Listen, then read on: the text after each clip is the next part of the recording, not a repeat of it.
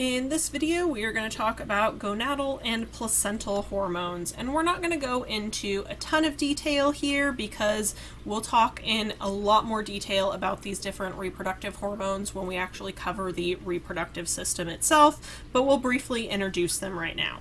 So the gonads are testes and ovaries, and then we also have the placenta, which is associated with the uterus in people who have ovaries, and it is also going to produce some hormones. So the testes are producing two main hormones, testosterone and inhibin. So testosterone is a steroid hormone that's really important for signaling the development of the reproductive system in people who have XY chromosomes. These people are usually going to develop testes, a penis, and the associated structures and glands that come along with that particular reproductive system setup. Testosterone is really important for that development of those systems, as well as secondary sex characteristics.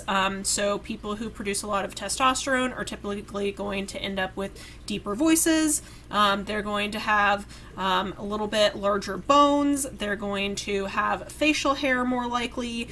Stuff like that are considered secondary sex characteristics in people who have XY chromosomes. There are a lot of chromosomal mutations that can cause differences in that, but we won't get into that right now.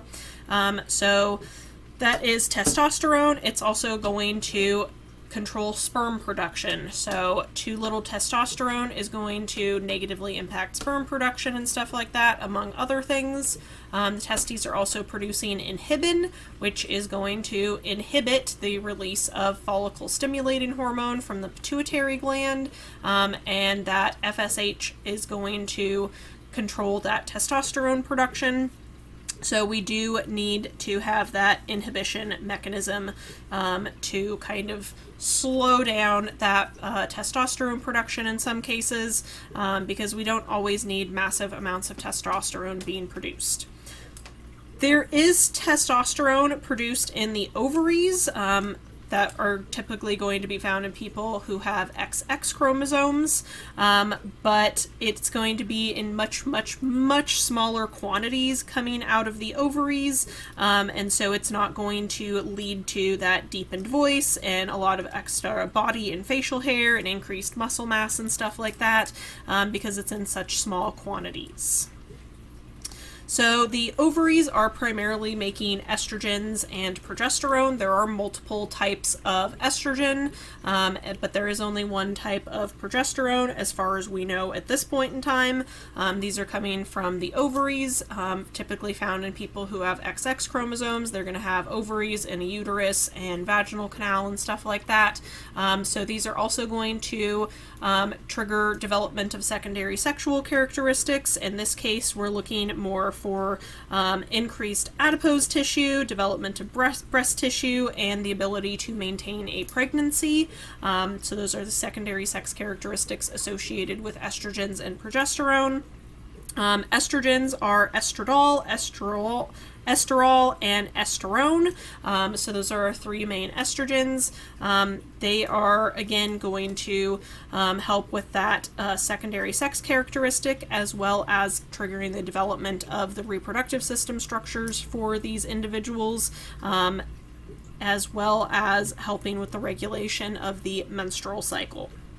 And then the progesterone is also going to help with regulating the menstrual cycle, as well as preparing the body for pregnancy and maintaining a pregnancy. So if somebody gets pregnant and progesterone levels don't remain high, then they are very likely to lose that pregnancy. So high progesterone levels are really important for maintaining that pregnancy. The ovaries are also going to produce inhibin, just like the testes do, so that we are decreasing how much FSH is being produced, and that can be really important because we don't need these being produced in large quantities all the time. All right, they are going to fluctuate periodically. And then the placenta is going to secrete human chronotic gonadotropin during pregnancy. This is going to help keep those progesterone levels high, as well as preventing a big immune response against the fetus, because the immune system is going to see a fetus as a foreign object that should not be in the body, and so really inhibiting that response against the fetus is really important to maintaining that pregnancy long term. So there are a lot of things that can go wrong here in both types of systems, and lots of issues can come from that, and we don't really know the causes of all of those sources of issues. But I do want to touch briefly on anabolic steroid use.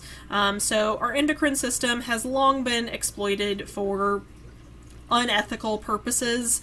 A big example of this is steroid drugs, anabolic steroids by professional athletes for performance enhancement. These are synthetic versions of the sex hormone testosterone.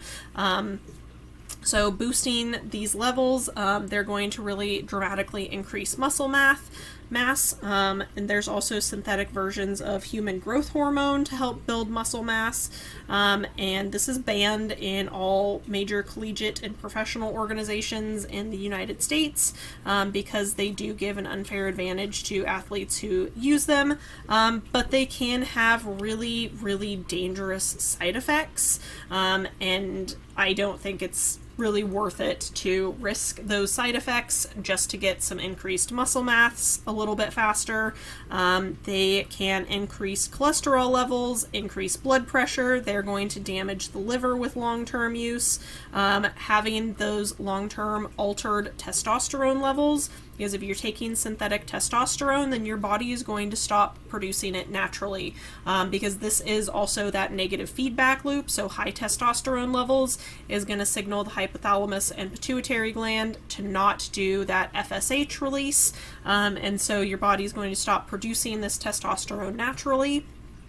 Which, when you stop taking anabolic steroids, can mean that you may not start making that testosterone again.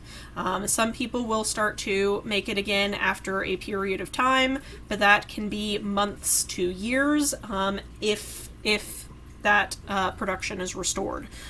So that can permanently damage the body's ability to naturally produce testosterone. And that high level of testosterone, this unnaturally high level of testosterone, as well as having too low testosterone when somebody stops taking anabolic steroids, can cause structural damage to the heart. So heart arrhythmias, heart attacks, heart failure, stuff like that. Steroids can also, again, shrivel testes because they're not producing like sperm and stuff like that. They can also enlarge breast tissue in people who have testes and wouldn't normally end up with breast tissue. In people who normally would have that breast tissue, it can cause growth of facial hair and stuff like that. So it's also going to contribute to depression, issues with sleep, severe acne, infertility, all that kind of stuff. So that's a lot of issues for ultimately not a whole lot of gain. You're just really gaining that muscle mass, and it's probably not worth it. Alright, we will wrap up this video here and continue talking about the pancreas and its endocrine functions in the next video.